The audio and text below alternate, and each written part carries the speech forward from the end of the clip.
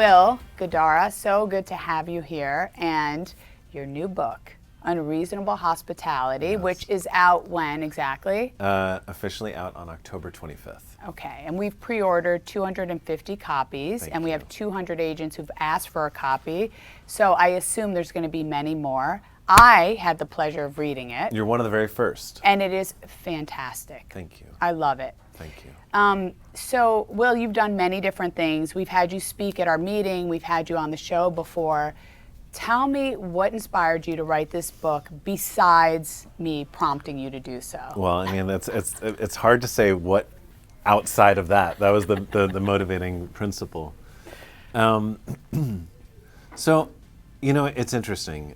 COVID definitely played a role, right, with life slowing down and finding kind of the space to take a lot of the things in your head and really like do the work to articulate them and put them to paper. But the real motivation was, I believe that in restaurants, not in all restaurants, but in a certain segment of restaurants, there's a practice in a focus on hospitality, in being very intentional, not just about the food we're serving or not just about the technical way in which we're serving it, but being intentional in the way that we make the people we're serving that food to feel.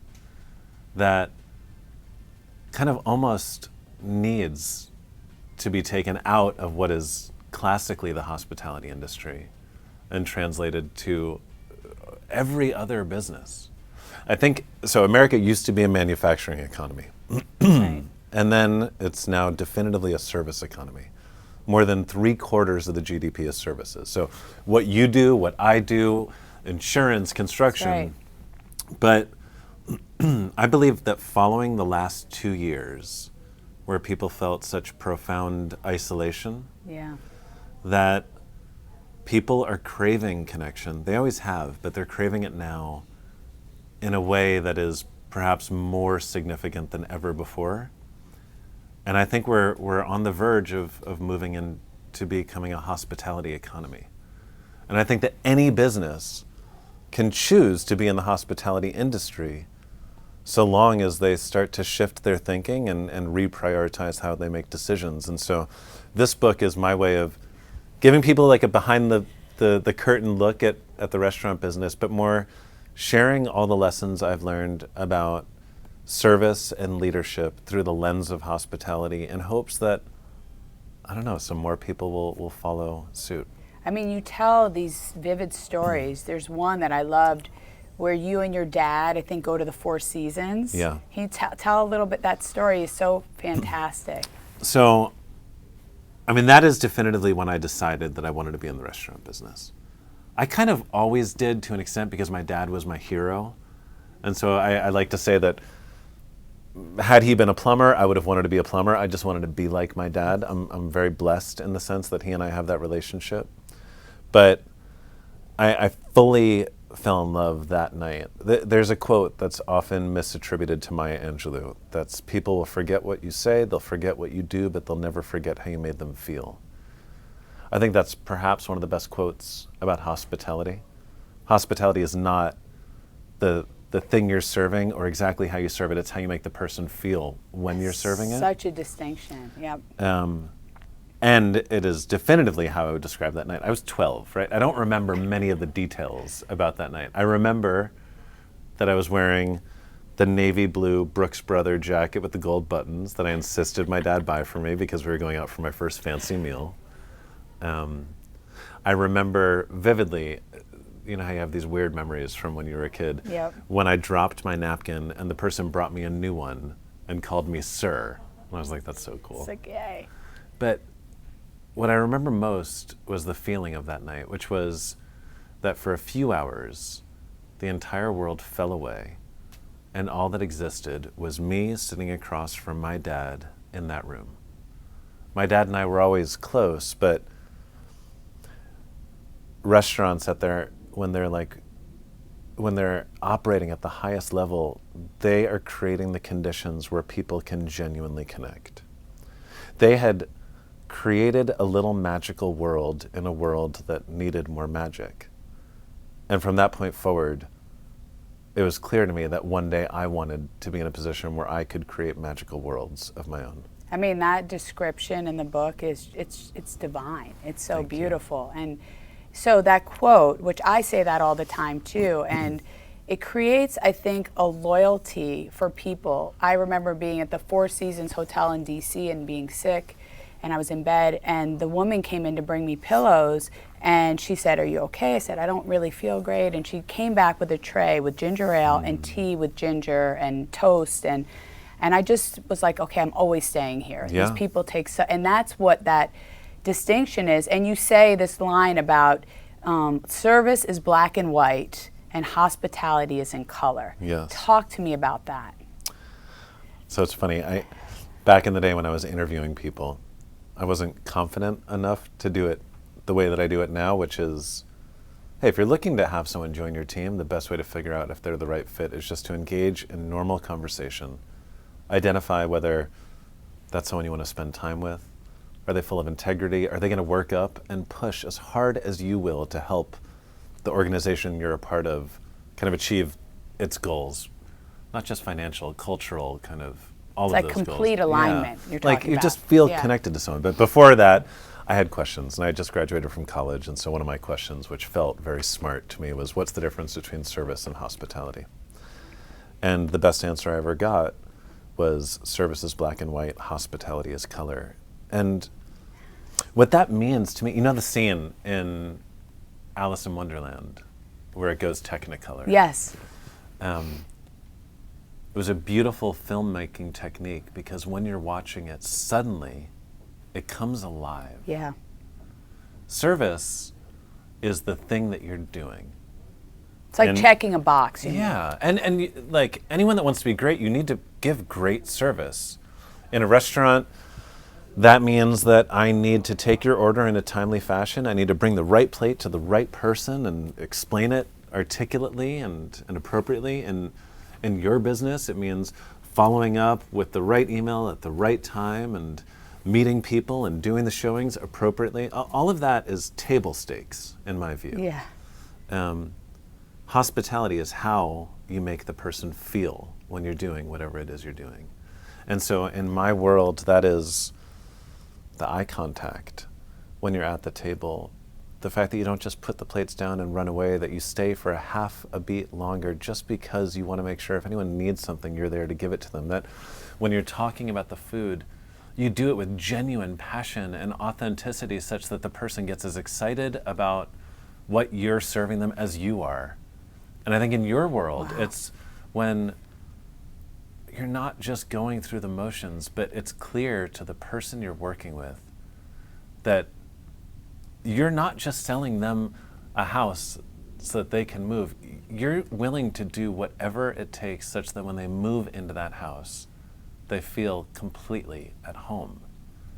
And I think people can feel that. And we put so much intention and effort into the product we serve, and I think that we would all benefit so dramatically, those of us serving and those being served, if we put just as much effort into turning it from black and white into color. I mean, it's the way you describe that is like poetic. I mean, Thank it's you. so glorious. I appreciate that. Quite beautiful. And yeah, I mean, it's service. I think our society and our culture, you know, yes, service is a big piece, and I think it is a lot of checking boxes, which is why when it's hospitality, it's such a distinction. You feel it so deeply, and you're so like, wow, that was special. Yeah. Because a lot of it is service because we're so busy. People don't take the time to slow down, connect, and care about how you really feel and be aligned with that client or that person and make sure they're okay. Yes. That's such a huge point. And we talk about that here in real estate with our agents, how that's such an important thing. It's not checking a box, it's putting your clients' needs first and making sure they feel it, they know you see them. And that's exactly. Well, yeah, and by the way, I believe that it's more energizing for the person giving it as well. Like, most people even if they think, there's the people that like to give gifts at the holidays and those that like to receive them. Even the ones that think they prefer to receive gifts, I don't actually think there's many people that do, because the moment you've given someone a gift, and I'm not talking about a thing always, right? It could just be a feeling. And you look at the expression on someone's face when they receive it, that is enough to fill almost anyone's gas tank.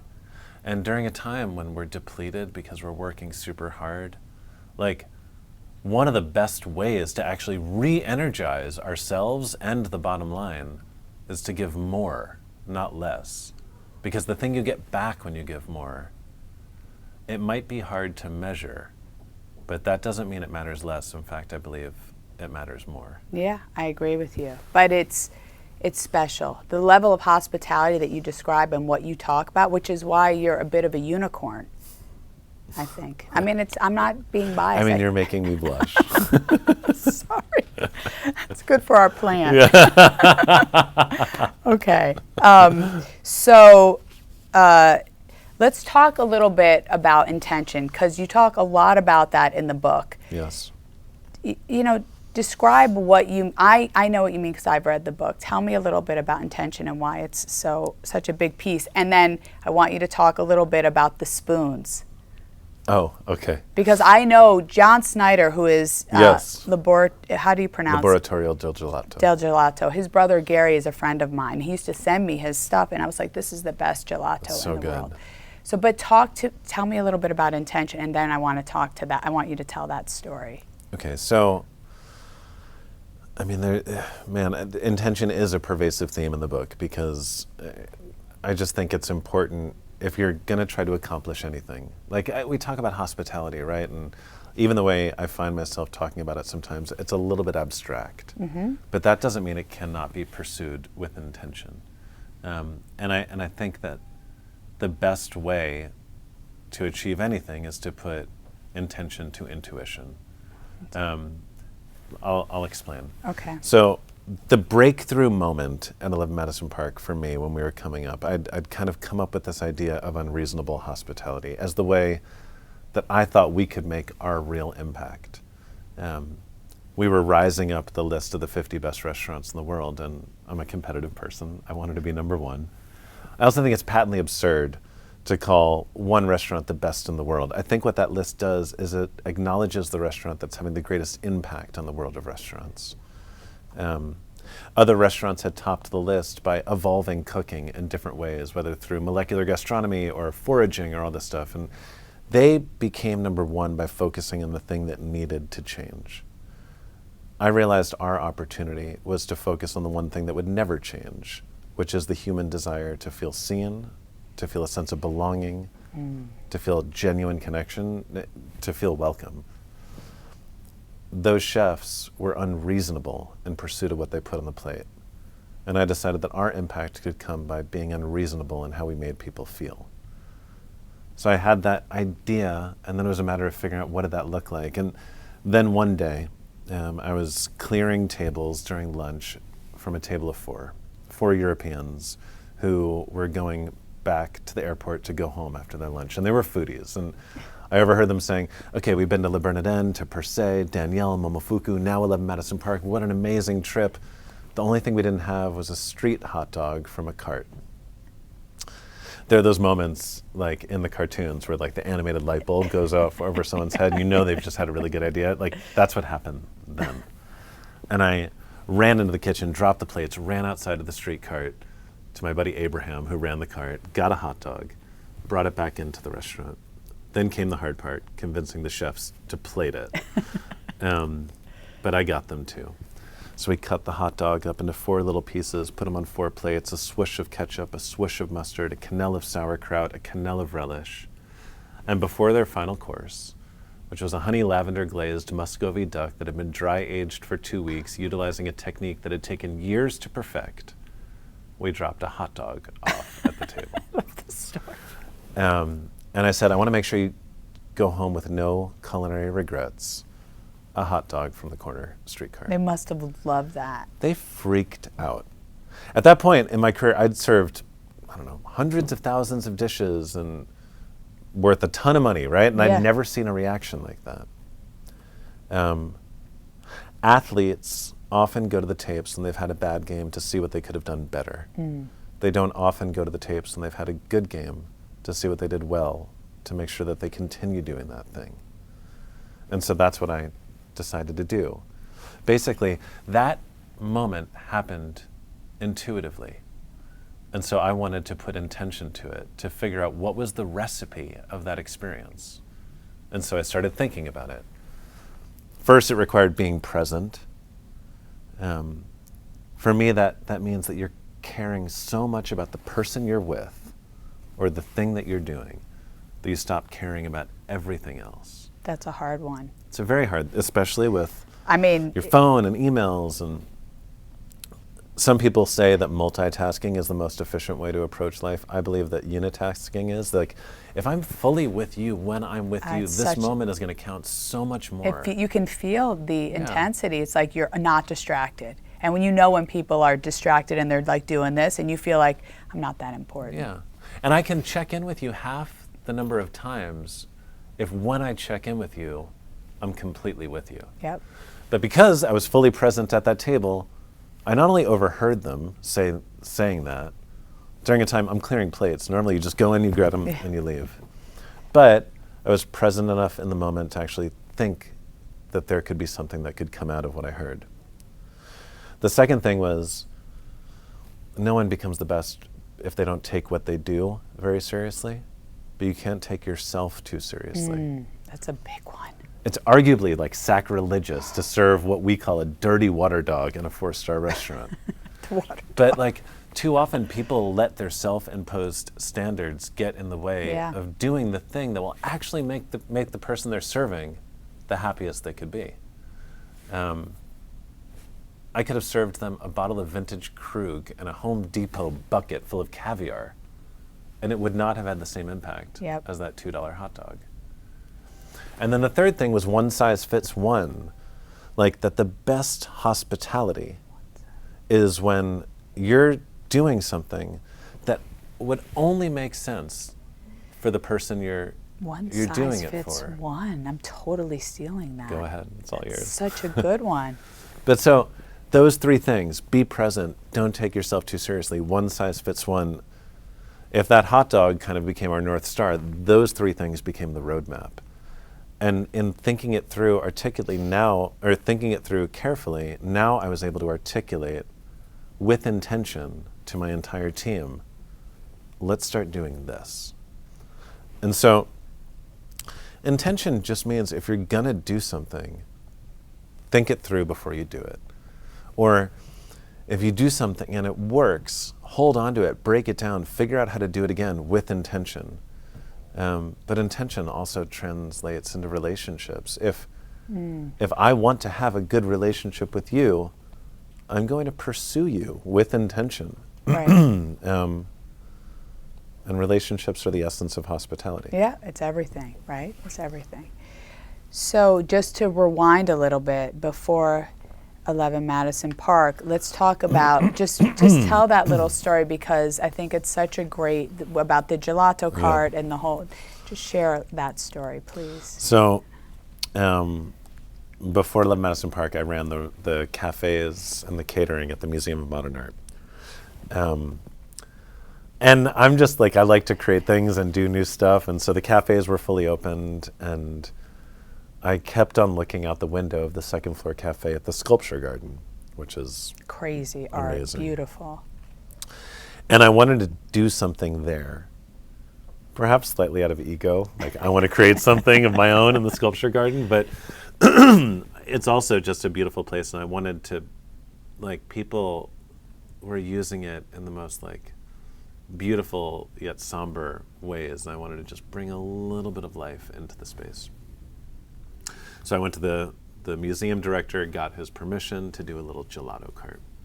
I found the best gelato in the city at the time. I still think it's some of the best I've ever had, Il Laboratorio del Gelato. And we worked with them to basically create this gelato cart.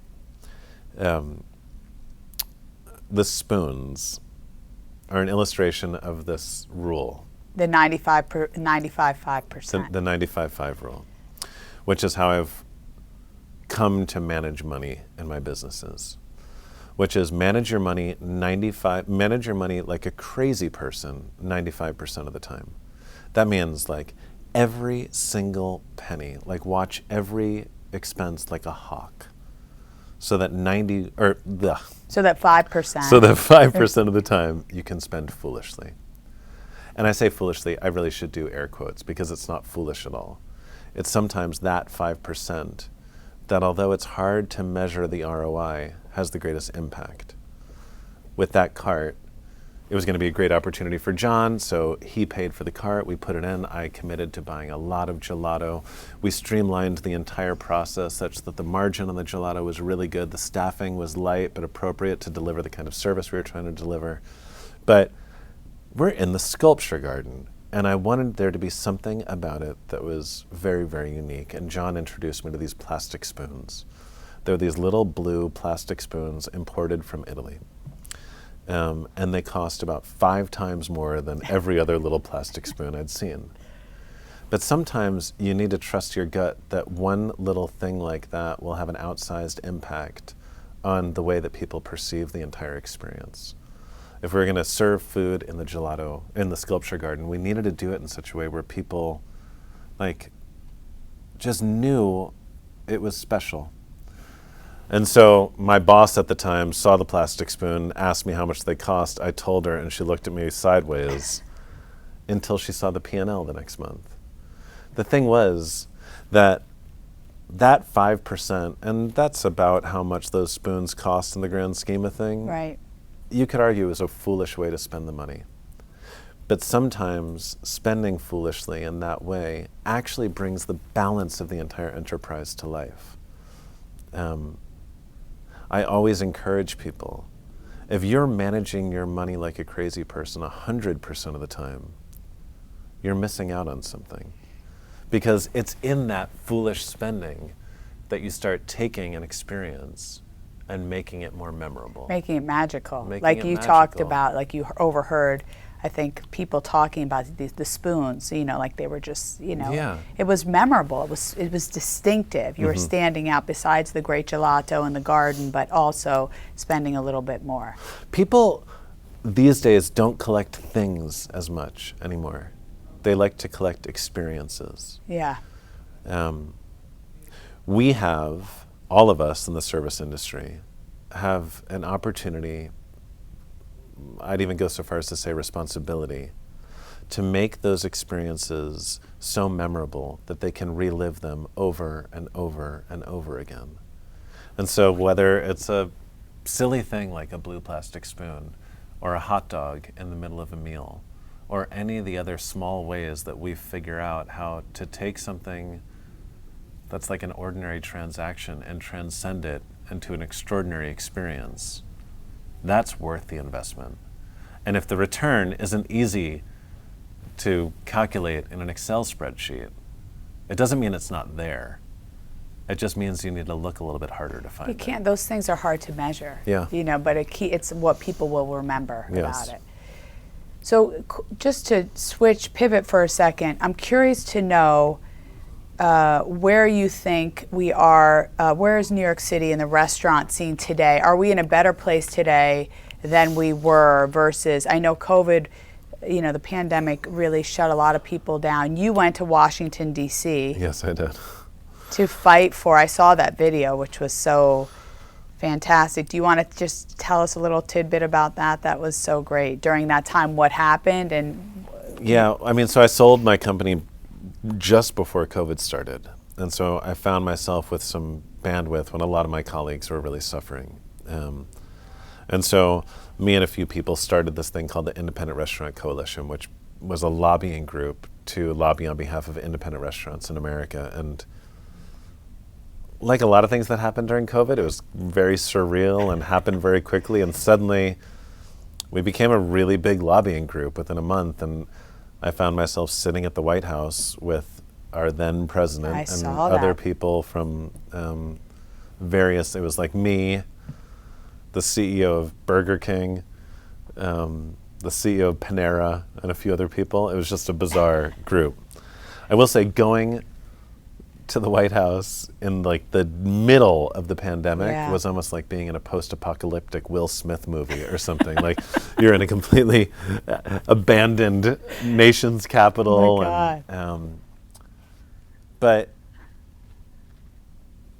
I mean, it felt good to be there. I believe in restaurants. I believe in their impact on our communities. I believe in the opportunities we have in restaurants to impact people's lives, not dissimilar to the opportunities. Like, I think there's so many similarities between our industries. 100, but that's why your book, The Unreasonable Hospitality, I was like, every real estate person must read this book. Because it helps you in your own inner journey. It gives you like ideas and thoughts and ways to look at things that you never thought about. There's so many parallels. Yeah.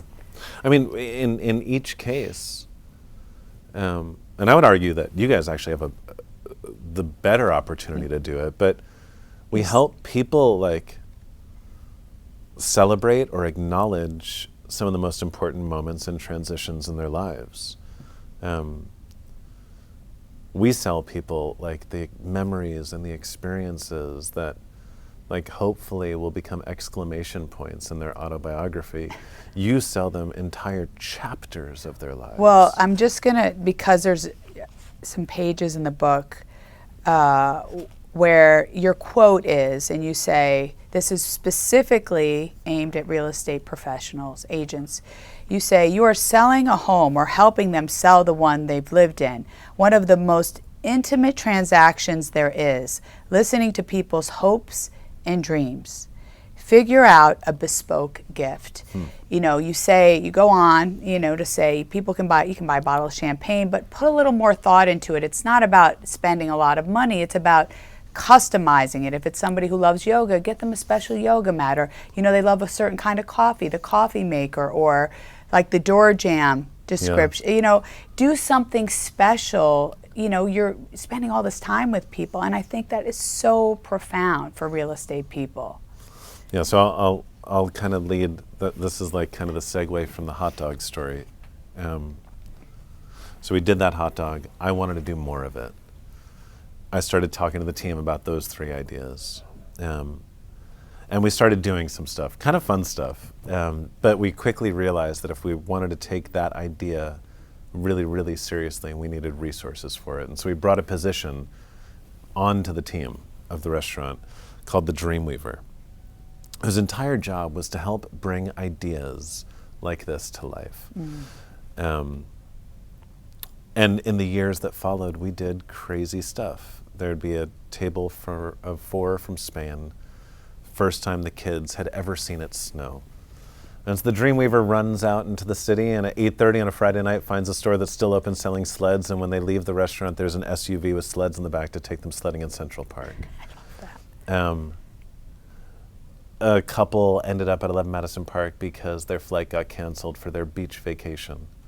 And the private dining room was open that night. And so the Dreamweavers go to Home Depot and buy 500 pounds of sand and put it on the ground and buy a kiddie pool and beach chairs. And they finish their meal with their feet in the water drinking Mai Tais at a 4-star restaurant. Oh my God, that's crazy. The thing about those gestures, I've gone to restaurants plenty of times and they send me an extra course and they give me a glass of Dom Perignon champagne.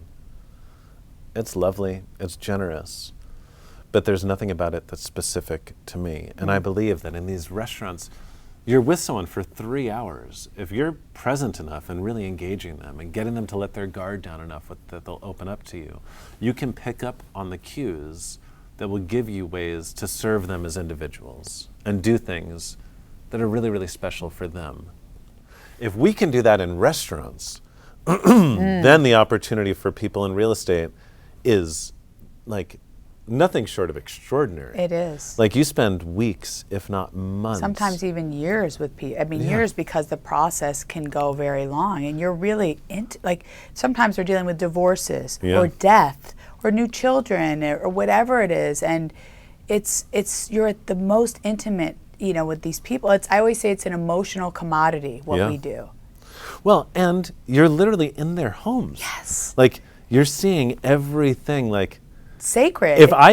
If every time I went to serve someone in a restaurant, someone gave me a photo album with pictures documenting every room in their house, the number of ideas that I'd have is amazing. Like, how old is their kid? That's right. What toys are they playing with? Like, what kind of like? clothes do they like? You know exactly. What kind of music do they like? What kind of food But you're do they right. eat? That's such a good point, because for real estate professionals, they know all those things. They're in tune with them. So take a little bit more time to understand that and give something special. Like you said, one size fits one. Yeah.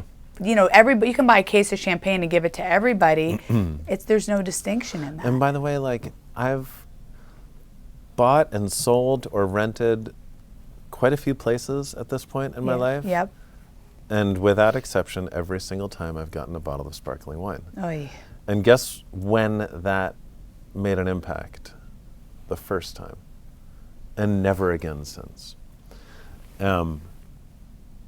When you go into someone's home, then they're looking to sell it. Like, I understand it. Service is looking at saying, okay, what do we need to remove from this house such that we can stage it appropriately and we can sell it at the highest possible numbers that they get as much money as they possibly could want.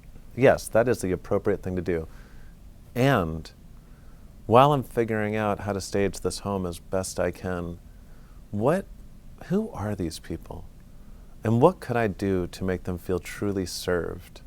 The yoga mat thing you reference is every time you're walking into a house, you see the wife trying to figure out where she's going to do yoga, forget about the bottle of sparkling wine.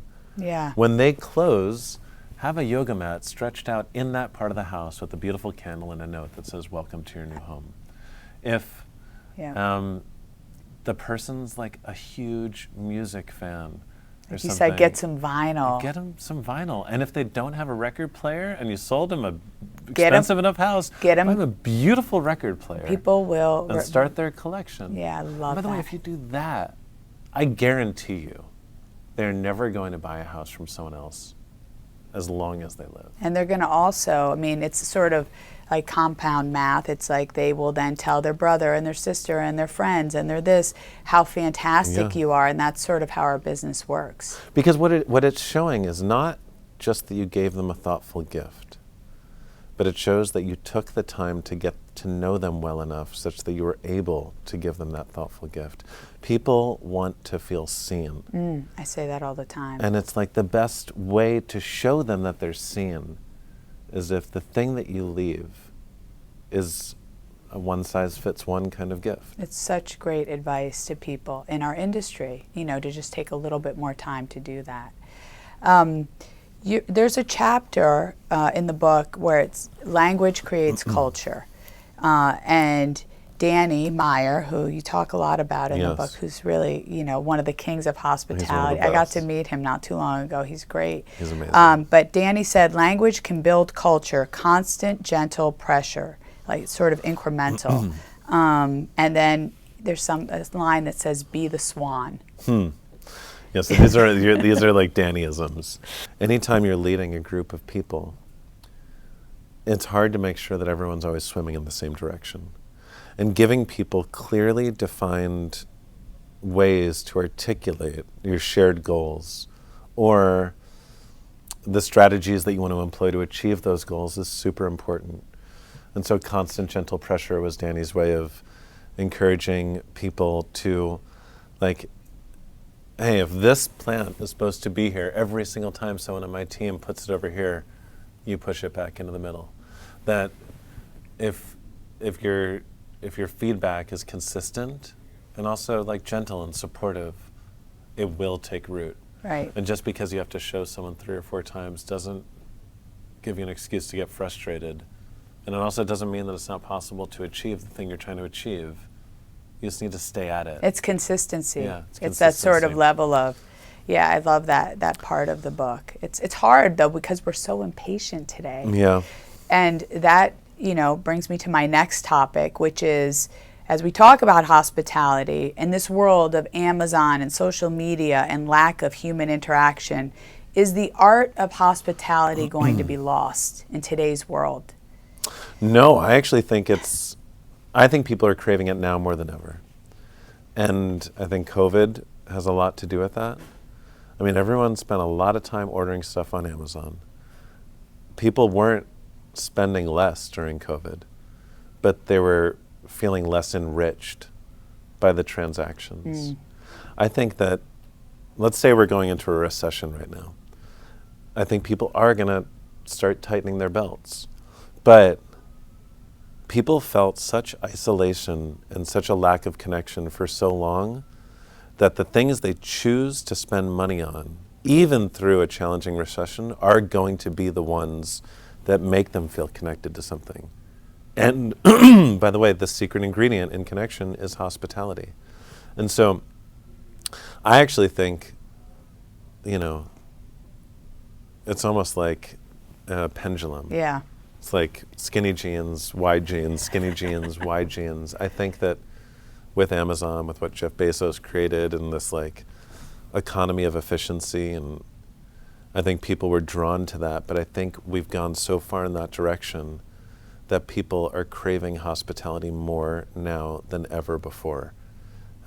If we were a manufacturing economy and now we're a service economy, I believe we are going to be a hospitality economy, because I believe the thing that will separate the successful companies from just the mediocre companies are going to be the ones that put hospitality at the center of every decision going forward. Powered by human beings Yeah. and connection and relationships. I mean, that's the distinction. I agree with you. It's just something in today's world. It's just everything is so quick, and attention, the currency of attention, not intention, is just so short today because we're so plugged into so many things. Which is, by the way, like, it's not the worst thing. Like, sometimes the efficiency of technology and all of that is good in many ways. But again, what I said, the one thing that will never go away is the human desire to feel seen. And so that means the people that are genuinely and truly investing in creating that feeling and graciously giving it to the people they serve are going to be more celebrated in the future than they ever have before. Yeah, I agree with that. So, Will, since we saw you last, well, you have now, so let's talk, we're going to switch gears to personal for a second. So you're married to Christina Tosi, who is a queen amongst queens. She's a queen amongst queens. Not only gorgeous, but smart, an entrepreneur. Yes. And I'll let you tell a little bit about Christina. Well, she's the founder and CEO of Milk Bar. My daughter's favorite spot, by the way. That's a good spot. She did this thing during COVID called Bake Club, which she still does today, but during COVID it was every single day, where she and I actually were very different people in many ways, but I think the Venn diagram is significant in the middle.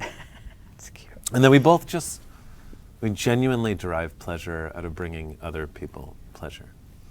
And so during COVID, she started this Instagram thing where every day she would go on and do a 45-minute baking class, just because her thing was that during the pandemic and people are stuck at home, like, just baking was a great way to bring joy. Now the problem with that was that every day she was baking a lot of stuff, and every day she was also recipe testing the thing that she would bake the next day, which meant we had a lot of baked goods in our kitchen for So you were eating a lot 2 years. So my weight fluctuations during COVID. You look great. Well, I gained a lot and then I had to lose it all back. But my wife's great. We had a COVID baby. Yes, Frankie, named after her grandfather, right? Named after my dad. Yeah. Frankie's grandfather, my dad. She's 16 months old now. She's gorgeous. She's lovely. She's adorable and sweet. You know, it's interesting.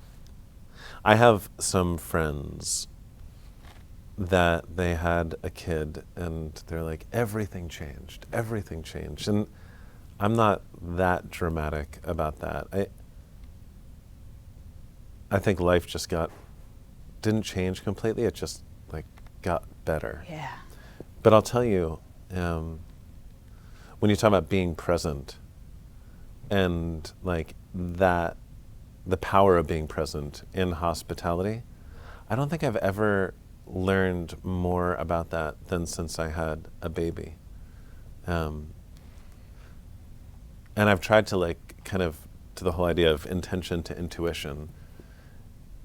You need to stop caring about everything else that you need to do to fully care about the thing you're doing when you have a baby, right?